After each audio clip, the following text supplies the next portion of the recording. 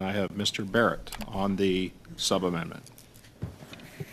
Thanks very much, Chair. So I wanted to just refer to Krista Hesse from Global News published an article on June 4th, 2024. And Ms. Hesse has in the article here of questions to Mr. Anderson. When asked if he worked with another Randy, Anderson stated that he did, but would not disclose the employee's full name. He said the other Randy was head of logistics. So I do want to note that. We do have a challenge when we're looking for records from this company, I think. It's not because of the size of the company, a handful of employees. But of course, there is the matter of the fire. There is the matter of the fire that may cause a challenge for us in getting records from the company. Because on September 25th, 2022, GHI Edmonton's unit was set ablaze. And detectives working alongside Edmonton Fire Rescue Services determined that the fire had been deliberately set following a break and enter to the premises, destroying inventory and records. So this, of course, preceded the lawsuits that followed with GHI, and of course the Gowie Group made a $7.3 million claim for loss and damages. Now, there is the claim on the missing money, the outstanding money, that the intention from GHI was that they would pay Gowie back with insurance money, and we're unsure about if there had been if the deposit was used to procure product or what had taken place there. But many questions abound after that fire, including if they have a list of their employees. But the public reporting is that other Randy, Alibi Randy, is an employee. But I think that to just capture it all, yes, let's ask for contractors, subcontractors, consultants, employees who are named Randy. Simply getting phone records and not other Randy is a problem, because other Randy and Mr. Anderson, we don't know the application that they were using for communication. There's too many messaging apps that are in common use to enumerate, but or to list, to itemize, I should say, but we don't know. And simply because someone ought not use their phone for something, that it is therefore excluded from the interest of the committee in getting an answer, like that's not sufficient. So we would need to see messages from all messaging apps, and we would need to see call logs from all calling apps for both Mr. Anderson and the minister, Randy, as part of our inquiry into who the other Randy is. But that's not a conclusion. And certainly having Mr. Anderson come before committee to answer questions, Mr. Anderson would be forewarned that question one is the first and last name of other Randy, or Randeep, Alibi Randy. We need to know. So that's going to be question one. So of course Mr. Anderson must come to the committee, but we need answers to our questions. An exhaustive review of communications logs from all telecommunication devices owned by Mr. Anderson is the only way to give credibility to this question here. And, barring that expansion, then we can't support this. Like, look, we've gone from having Gowrie Group, Anderson, Poon, and other Randy come to committee to just to eliminating the subject of the messages, the third party, to eliminating other Randy, which is the question in front of us. And now there's the suggestion that we'll get these messages. We're going to amend the motion to get messages from one device and potentially eliminate the call for the other two witnesses. Come on.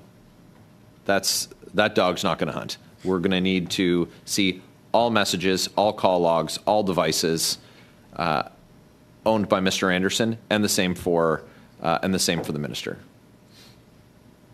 That's if we're going to follow this thread on devices, it needs to be complete. That's what Mr. Brock asked for, and the clerk might not have sent a note to the minister, but he was here, he heard the request, and he also had a gaggle of staff with him who I'm certain minuted the request, and I'm sure that they watched the game tape after and saw that the request was there. And the one phone just isn't sufficient. It just isn't sufficient that what went through his wireless provider is it. I can say with a great deal of certainty that almost everyone in this room, members and others, members and strangers, use applications for messaging other than the native messaging app on their phone. Wicker, WhatsApp, here we go, let's name some. I know people use Facebook Messenger often. I find that surprising, but to each their own. People DM on Instagram. Snapchat. I don't know. I don't think people use it to instant message, but there's an app called Be Real that people really like. So there's lots, but Skype, Teams, Zoom, people will make calls on those as well. People will instant message on those. So a variety of encrypted and unencrypted messaging apps, and they're quite common in government, in politics, in military and civilian applications. So it's just really a half-hearted in its current form, and so we'd need more meat on those bones because this thing has been pared down so much. We've gotten away from the penultimate question, who is other Randy? Okay, thank you, Mr. Barrett. I have Mr. Brock next. Go ahead, Mr. Brock. Yes, thank you. Mr. Barrett, my colleague, stole a little bit of my thunder because I was going to bring to the attention of this entire group that simply getting all communications potentially between the minister and Mr. Anderson only scratches the surface. As Mr. Barrett has indicated, there are so many applications out there, and I know personally the frustration that I have with my teenage daughters who use Snapchat for the sole purpose that there does not allow anyone to retain the actual message. It's a moment in time, and it literally disappears within 10 or 15 seconds. So it would be foolhardy for anyone, I believe, on this committee to believe that the minister, as experienced as he is, would be that naive to actually use his own cell phone, or to Ms. Damoff's point, to use his government cell phone and to implicate himself in a serious violation under the Conflict of Interest Act in terms of benefiting himself while a minister of the Crown. It would be foolish. And I don't think for 1 minute he did that. But it's a step. And it was a step that I thought was necessary because, and I wholeheartedly agree with my colleague, Mr. Couric, that the display that we all witnessed from Mr. Boissonnault was one for the ages. And I have been privileged to attend numerous committees since my election in 21, but nowhere have I ever seen the complete lack of respect for the process and the hyper-partisanship of the minister. Literally right out of the gate, he had an agenda and he wanted to distract this committee. We're not going to allow that to happen. And sometimes I think that my Liberal colleagues simply don't want an opposition, they want an audience. Right. And whenever we ask the tough questions, we're maligned by them, we are criticized by them.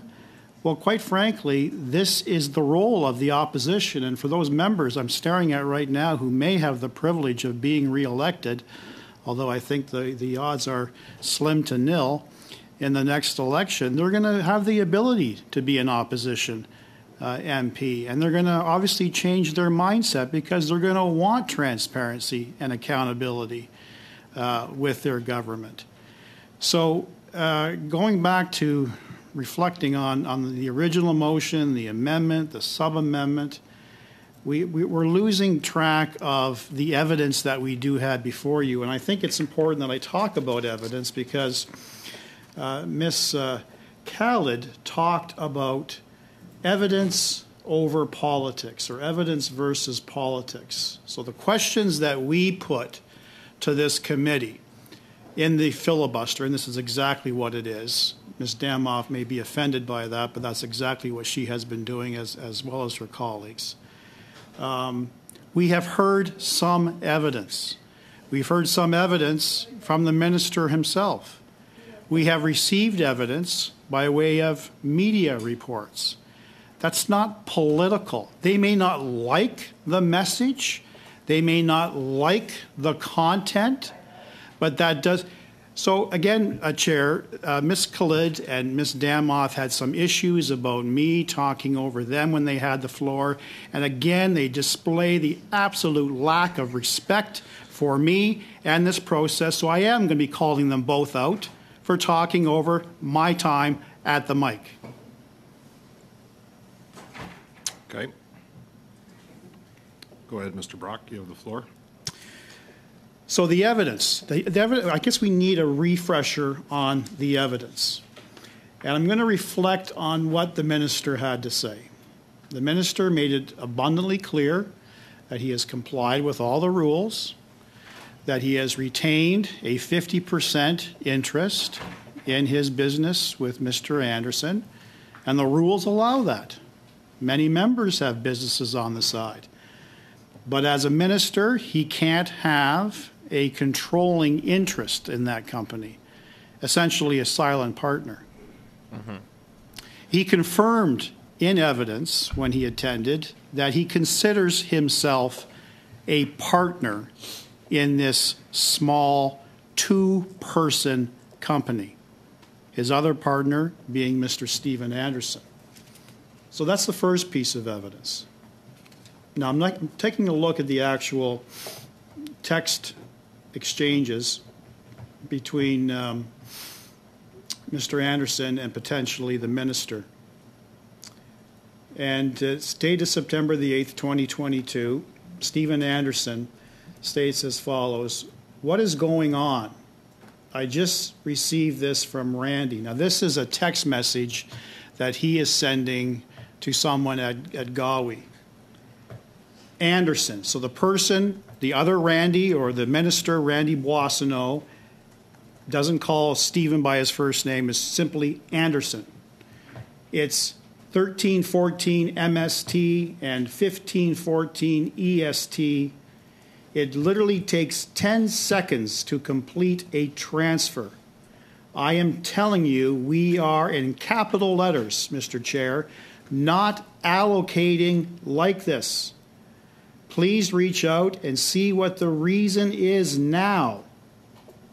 You assured me this morning, So I'll stop right there. You assured me this morning. Was that a telephone call? Was that another text exchange between the minister and Mr. Anderson? Don't know. But it appears just by reading between the lines that the failure of Gawi to make this deposit had been an ongoing concern. So I know that I originally had asked for records of September the 8th, 2022. It may find favor with all committee members if perhaps we go back 30 or 60 days of all communications between the minister and Mr. Anderson, because it tells me that this is an ongoing issue and concern. You assured me this morning this was done first thing and allowed you to hold this stock today. Stock. So this is the stock that was supposed to be delivered to Gawi that mysteriously burned up in a deliberately set fire. It's midday and nothing is completed. I am calling, so this is the other Randy, or it's the minister. I am calling Felix to discuss. Now, who is Felix? We've heard that name before. According to Mr. Anderson, Felix' surname is Papineau, and he is Stephen Anderson's right-hand man in Quebec. I am calling Felix to discuss. Be available in 15 for a, wait for it, partner call. Not consultant call, not intern call, not employee to partner call, partner to partner. Minister Boissonnault, a partner. His own words confirms I'm a partner with Mr. Anderson.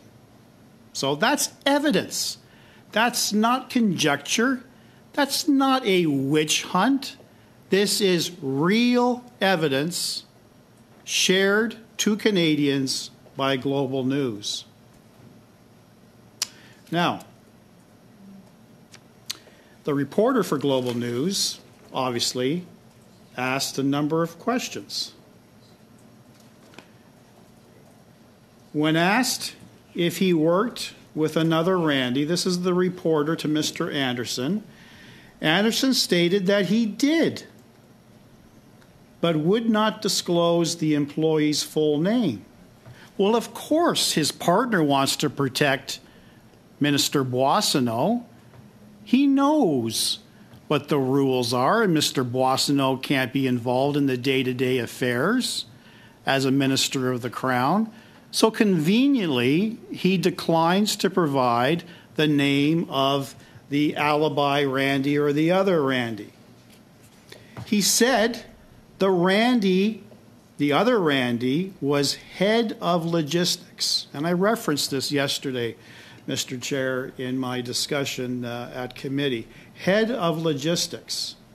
Well, as any good reporter would do, in this case, she did not accept that at face value. She conducted further interviews. She spoke with GHI's former suppliers, Edward Anderson, who is the father of the partner Stephen Anderson. He was identified as the company's logistics lead. His email signature had the title of Logistics Supply Chain at GHI in 2021, according to emails viewed by Global. She reached out to Mr. Anderson. He, too, declined to comment. He, too, declined to identify who the other Randy is, because, again, he's the father of one of the partners, the other partner. He wants to protect the business relationship between his son and the minister, so of course he's going to decline no comment. She also reached out to Felix Papineau. I referenced that, Anderson's right-hand man in Quebec, and Shauna Parker, Anderson's sister. Again, both declined to respond to questions. And I referenced this yesterday, and I'm going to highlight it today. Mr. Anderson deliberately lied to the reporter. when he said that the other Randy, or the alibi Randy, is head of logistics. It was his actual father. It wasn't. It wasn't the other Randy. It was the other. It was his father. Now, this is why we, in our original motion, wanted a representative Galway here, because they are part of this and they have a different perspective and a different interest. They're not here to protect Minister Boissonnault. Quite frankly, they want to get paid back the money that they lost or the product that they originally contracted for. They're out of pocket. So they reached out, or the reporter reached out to Galway. And I'm going to read out this passage in the press release, because I think it's quite telling. It was Galway's understanding during that text message that I referenced on September the 8th that Anderson was referring to Boissonnault, Minister Boissonnault. Not an intern, not an employee, not a consultant, not GC Strategies, not McKinsey, Minister Boissonnault, whom Anderson had told her, previous conversation, Chair, Anderson had told her was a partner in GHI and, wait for it, a public official. Not only confirming Minister Boissonnault's partnership status, but also his political status. A public official. This was confirmed by Galway. They confirmed, we have had no direct communication with Mr. Boissonnault at any point in our dealings with Stephen. Well, of course not. He's not that naive to physically pick up the phone and write directly to Galway. He's going to do that through back channels. He's going to deal with that through his partner, Mr. Anderson.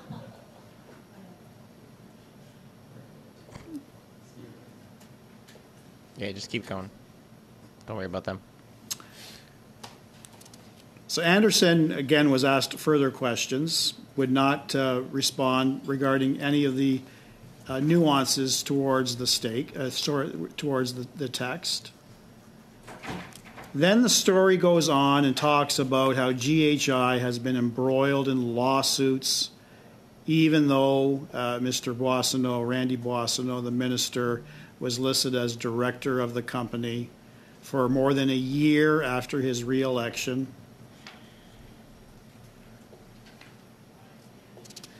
Now, going back to Galway, so it looks like as a result of the intervention of either the minister or the other Randy, they ended up later that day sending nearly $500,000 as a deposit to Anderson.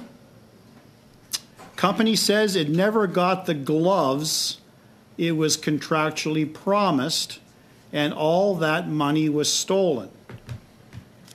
Mr. Anderson and GHI deny that claim, and coincidentally and suspiciously, 16 days after Galway wires the deposit, a fire breaks out that the police say was deliberately set after a break and enter, and all product, including records, including all invoices, literally gone up in smoke. Corruption. So corrupt. The author of the report opines why a former politician, referencing the minister, and a hockey coach, referencing Mr. Anderson, launched a PPE business in the industry's most tumultuous time remains a mystery. However, court documents and interviews with suppliers and buyers who did business with GHI reveal the inner workings of a startup fraught with problems from the start. In lawsuits against GHI dating back to 2021, suppliers claim the company did not pay for products they delivered. On May the 3rd, the minister told Global News, "When I was running the company, all of the bills were paid," quote unquote. Court documents dispute that statement. A lawsuit filed by supplier Patterson Dental against GHI about 2 weeks after Boissonnault's re-election claims the company did not pay 15 invoices between November 2020 and January 2021, totaling just under $400,000.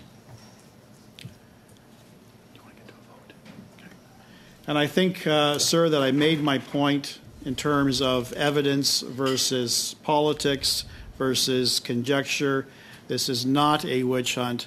This is a function that any opposition member, particularly at this committee, would want to do, determine who this other Randy is. That is the $64 million question. Thank you.